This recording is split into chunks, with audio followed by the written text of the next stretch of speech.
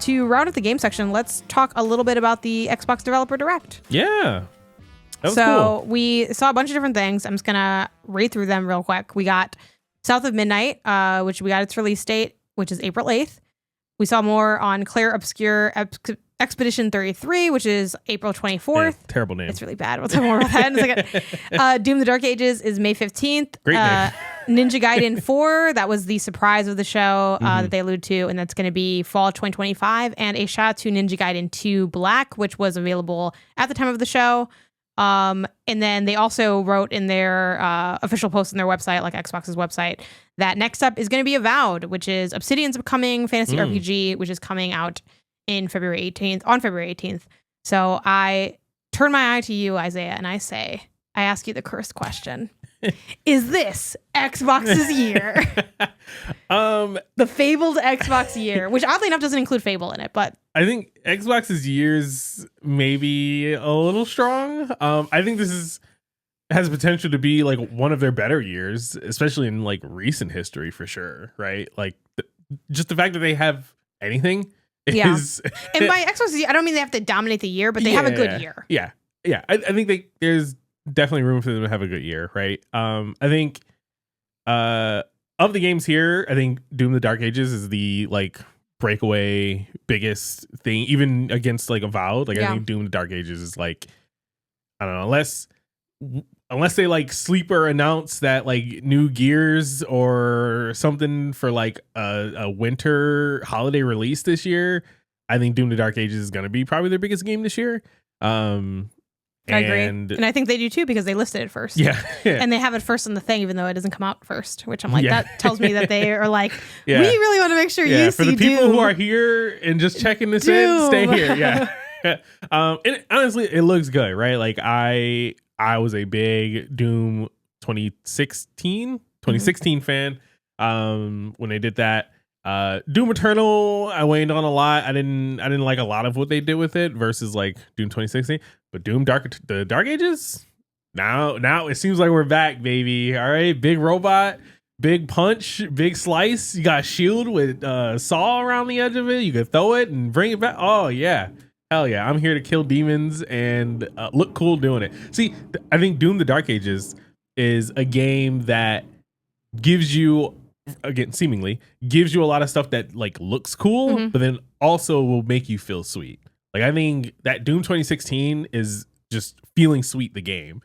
They lost that a little bit with Doom Eternal for me, and then hopefully we're getting it back here. What was it about Doom Eternal? Was it something with the traversal, or I never actually played it. I played 2016. I like that a lot. Yeah, I think it was a little bit. It wasn't enough difference to like make it feel new and enticing, but it also wasn't the same enough that I was just like, oh, I'm happy just getting more of the same, like, you know, DLC expansion kind of thing. Like they changed it up enough without changing up anything, and it just felt weird for me. And I'm not the only one who felt that. Sorry, I'm not the only one who felt that. Like I know other people who also said that. Even like looking at the Dark Age kind of like information they were showing. I definitely think Doom Eternal is a funny game in that it scored way higher, I believe, than Doom 2016.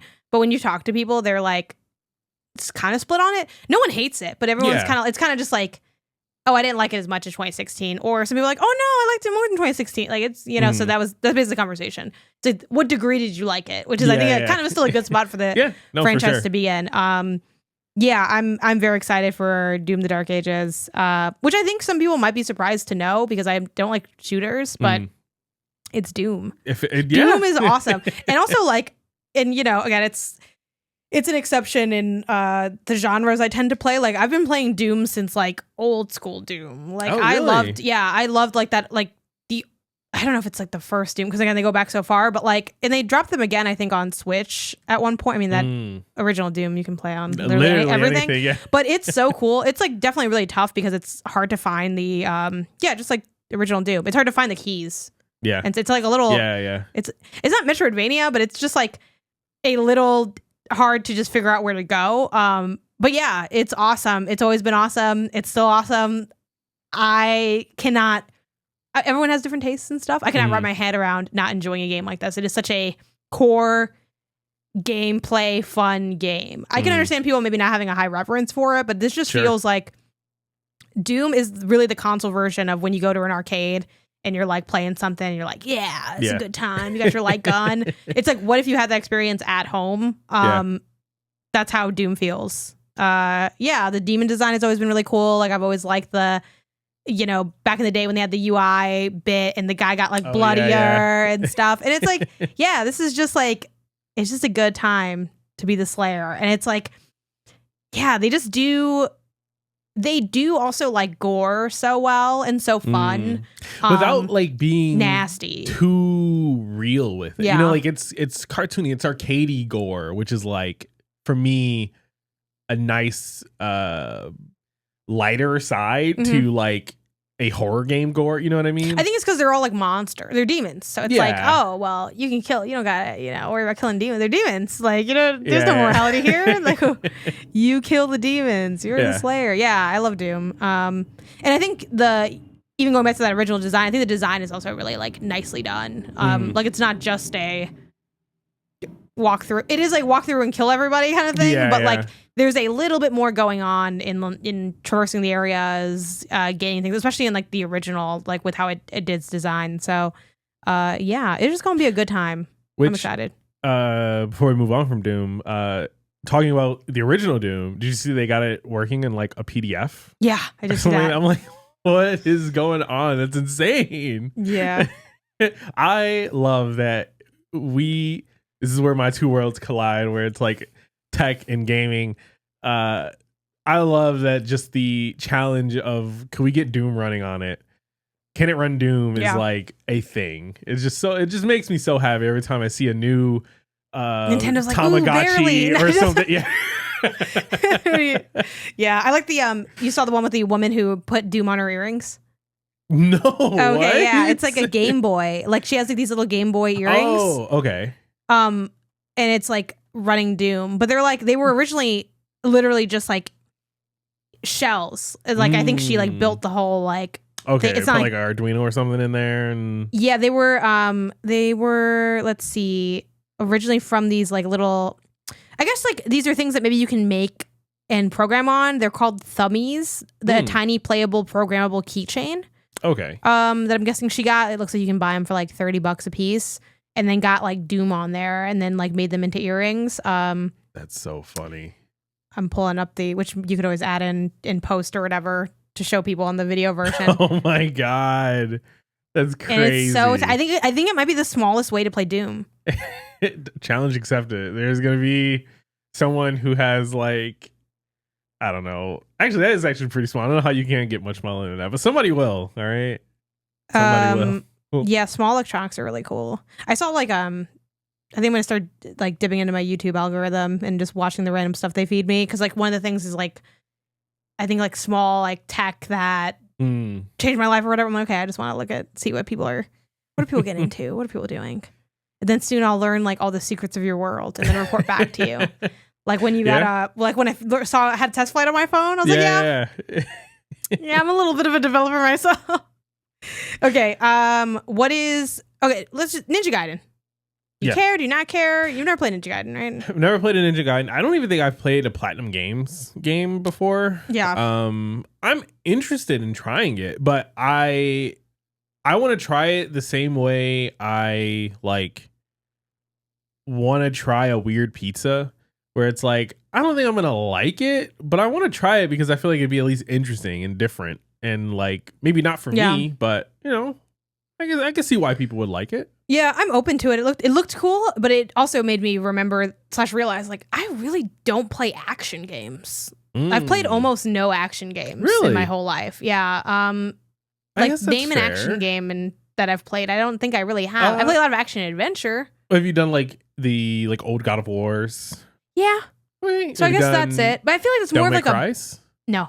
Okay. Because I feel like old God of Wars, it is an action game. It's more like a beat 'em up. No, those are action games. Kind of vibe, I guess. Yeah. You got move sets, kind of thing. Yeah. I guess it's not as like tactical as like a Devil May Cry or something else, but well, I will say Wikipedia, not that calls God of War, OG God of War, an action adventure game. I mean, sure. Because I just feel like you are. What do they call Ninja Gaiden? They probably call that action. I don't know of a singular action game. You know what I mean? Like, let's find out what Wikipedia says. I feel like Nier and stuff is an action game. Those are like action RPGs. Boom. They call Ninja Gaiden an action game. Really? Yeah. Oh, that's so weird. That's so weird. But do you level up in Nier? I never played Nier. Yeah, I don't even know. I don't actually know if it has like. I don't actually know if it has. I think an RPG you do level up.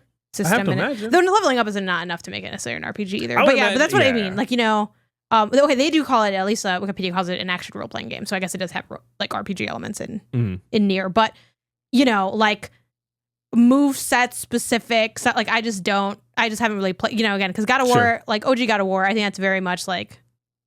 I can see why someone calls it more action adventure because you're not really like. You hit.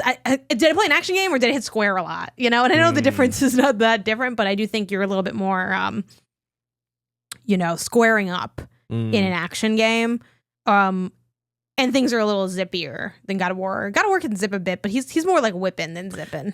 That is a very weird way to put it, but very accurate. Yeah. So I actually don't really know that I've played really any action games, because then I look at a lot of the big ones and I'm like, I never got to any of those. Maybe I don't really play that genre, so that'll have to be a gap that I explore. What about your girl on the Nintendo, the sexy librarian girl? Bayonetta, yeah, there you go. I've never played a Bayonetta game. Oh, okay. Yeah, I played that Bayonetta spinoff that me and Ben liked that we never finished. The like.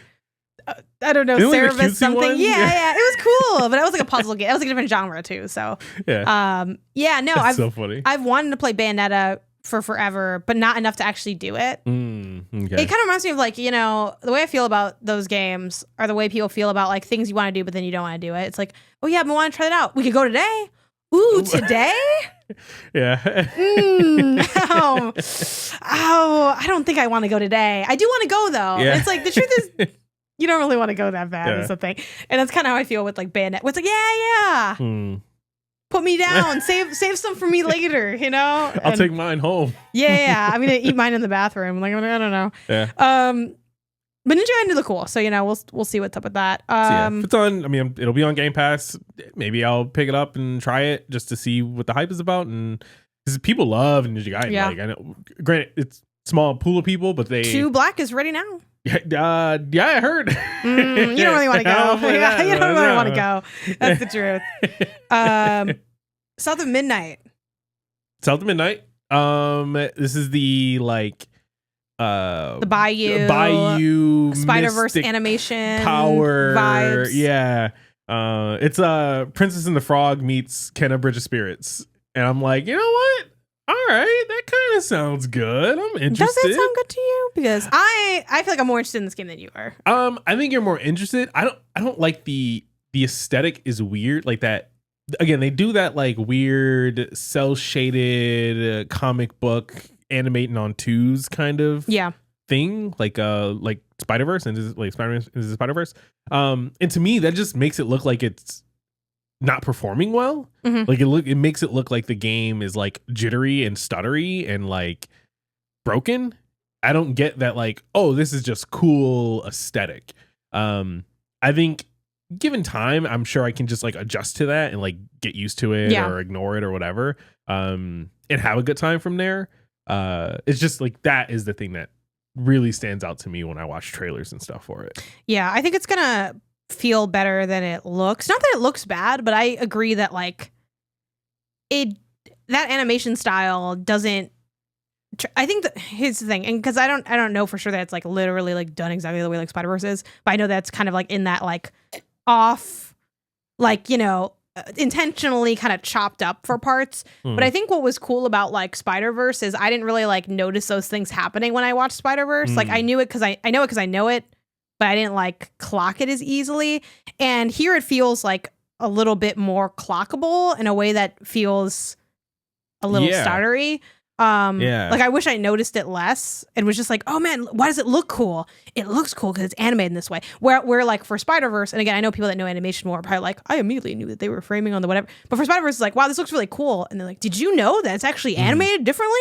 Whoa. And that was kind of the thing. I think the thing is that it's something that the only time we really see this in games is when it's not done intentionally. It's like, again, done for poor performance reasons. Whereas like they're going for it in an intentional sense. And it's just like my mind needs to like recalibrate. And I think there are times where it looks cooler than others. Like I'm looking back at the trailer and like when the big what is he? He's like a catfish. When the catfish is talking, I think it looks pretty cool. But then when it cuts to certain action things, it does look a little less cool at times. But I'm cautiously optimistic about South of Midnight. Same. I think I've always been pretty more on the optimistic side. I think the world looks interesting. I think the powers look cool. My biggest concern with South of Midnight is I think the design might be kind of dry. And that's why like my current calling it now thing is this is going to be the new Kena Bridge of Spirits, because Kena was really cool. And it's like, I wish it got more love. And I really like that game. But at the same time, it is very like nostalgic. Like it feels like a really cool PS2 game. Yeah. Which is not a bad thing, but also it makes it hard to say that it's an exceptional game in the modern era because it is so like of the past. Sure. But also I feel like we don't get as many games like that in general. So maybe, you know, it doesn't necessarily have to be like a negative or not like as forward moving in the design. But yeah, that's why. But I grew up loving those kinds of games. Like that's kind of like my bread and butter. So I'm excited about this one and lightly afraid. But I don't think it's gonna be.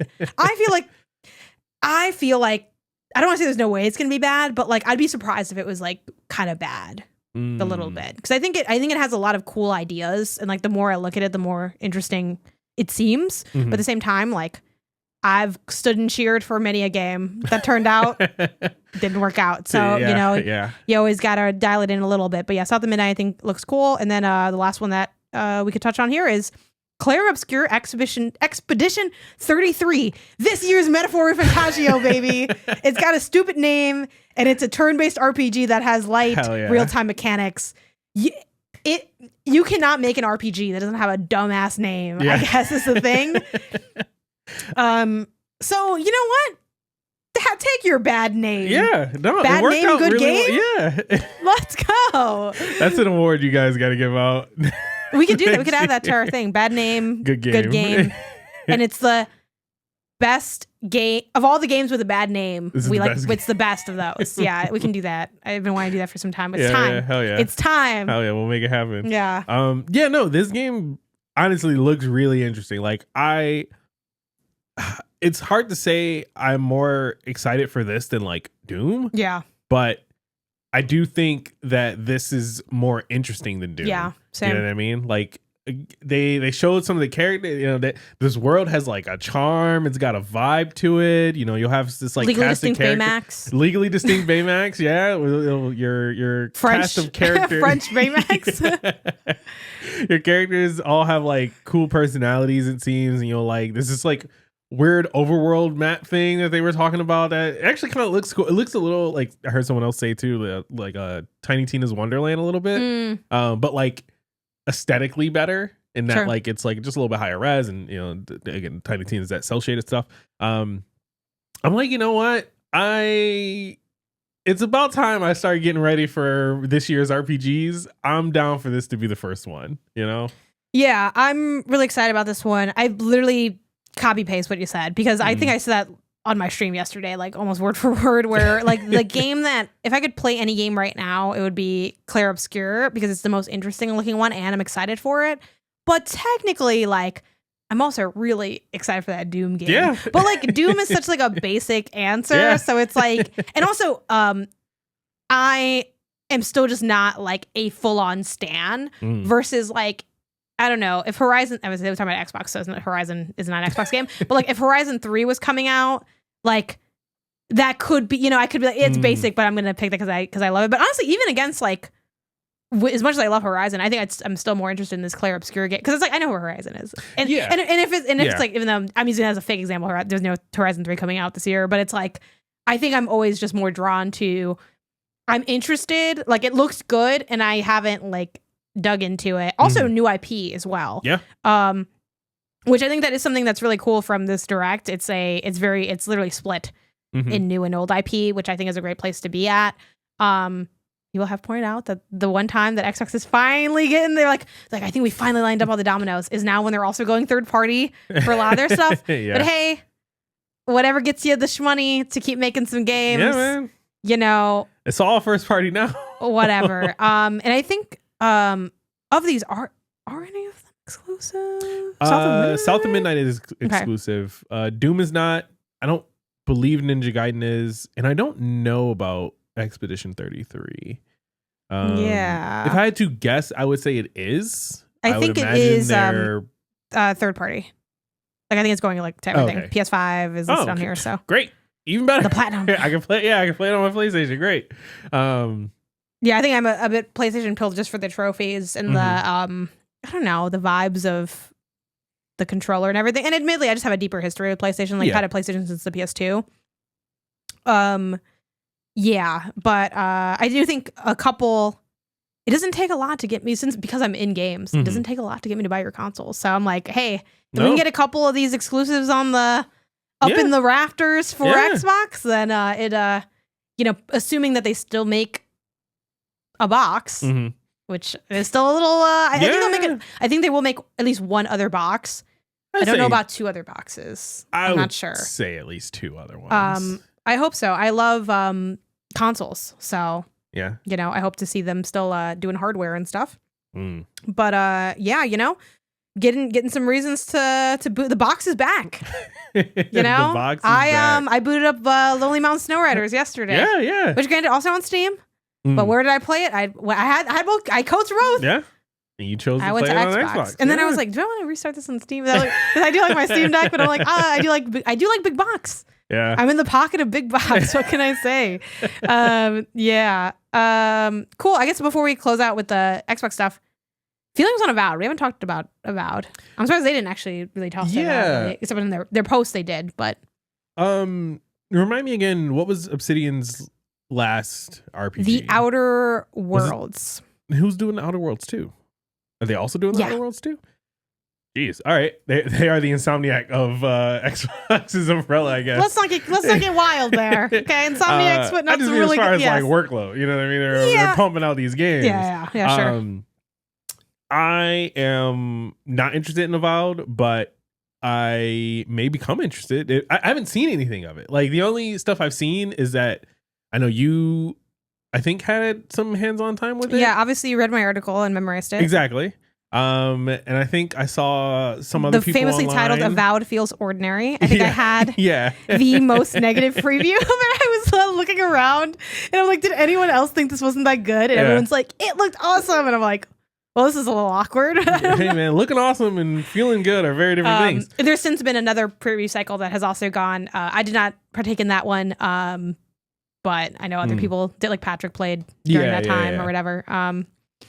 So I don't know if it comes out and people are like, oh, no, actually, this is John Blaze. It could be the February game to play, It could also come out and no one says anything, and then we are still just waiting for South of Midnight. So I don't know. I'm not excited for it. I'm not necessarily interested in it, but I also haven't heard or seen much. Like the things I've heard have been fine, right? Sure. Like you said, your preview, a couple things here and there. I liked Outer Worlds. When that comes out, I'm excited for that. I'll definitely play that, but yeah, I don't know. I like the Outer Worlds as well, but I didn't finish it, so it's like, you know what I mean? Fair. Which doesn't always mean that the game wasn't good enough to finish, but sometimes it kind of, I don't know. I just, it was cool. I'm like an Outer Worlds defender. I know a lot of people were kind of looking at it like, the big moon face. Like, I don't know. I like the cysty pigs, the pigs that had like little cysts, and then you like get the bacon from it. It had some cute like Fallout energy to it. Avowed. I am playing out of morbid curiosity. Sounds very negative, but it is kind of morbid curiosity. Like I considered not even, I'm like, maybe I don't need to play Avowed. Maybe I could just wait for other people to say if it's good or not, and then I can like swing in and play it.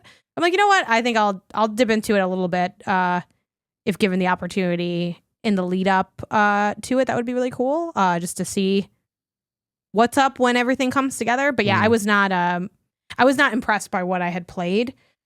but it is one of the like earlier big games. But you know, comes on the same date as Lost Records Blue and Rage, a game I'm actually very excited to play. So we'll see. It'll just depend on, I think, if I get to dig into it before it's out. So that would make it a lot easier to check it out. But yeah, I'll be looking at it. I'm not excited for it. Yeah. But I'm excited for all these other games. But also, I played that game and I didn't play these other games, so it's like I'm a little scared. But you know, I don't know. I think there's enough great stuff here that it's going to be a good time, and I'm glad to see Xbox finally having some stuff on its calendar. I know it's like the big, you know, Nintendo's big Switch 2 time, but hey, not yet. Not, you know, and they're hitting the spring.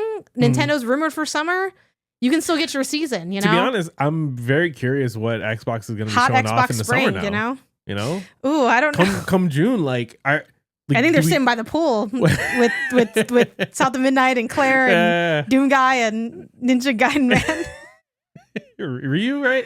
I'm curious to see, like, you know, come Summer Games Fest or any of these like other showcases and stuff. Like, what are we gonna see from Xbox then? Because hands-on with Ninja Gaiden is like a easy SGF thing if they wanted to do that. Obviously, I don't know. Yeah, if they that's will. true. That's not coming out till fall, so they have that time. Yeah.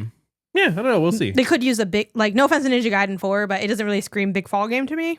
No. And they also announced it already, so it's kind of like, yeah, I don't know if they're gonna have a big splash. You know, maybe support for existing game. Maybe they do like a Doom DLC thing. I think there already is, like, I can see that on the I know they have like the collector's edition up or whatever for it, but yeah, I don't know. We'll see. For now, though, I think they did a good start. Yeah. No, the first half of the year, I got no complaints. It's like cool, and we got like a nice slate. You know. Yep. Everybody else Variety. could use your slate. What's going on? I know everyone's afraid of GTA 6, but you gotta walk out at some point. And I think the timing feels very smart because I don't know when GTA 6 is coming out, but I'm guessing it's going to be fall. You know, big fall game. If this year. Yeah, if this year. Assuming. So it's like, okay, they get a lot of their dope stuff out in that springtime. It's not dead time, but it's not like, it's like before SGF. Like this seems like a good, like, cool. Yeah. We're filling up the calendar with some interesting games. Love the diversity of genre. Again, I like the new versus the old. Yay. Yep. Like, I think the only thing I could want more from Xbox is like a little bit more of like an indie thing. I think I'm seeing like one or two indies here would have really been like, wow, like, you know. But they always limit the amount of titles they have in these directs. So no, that makes sense.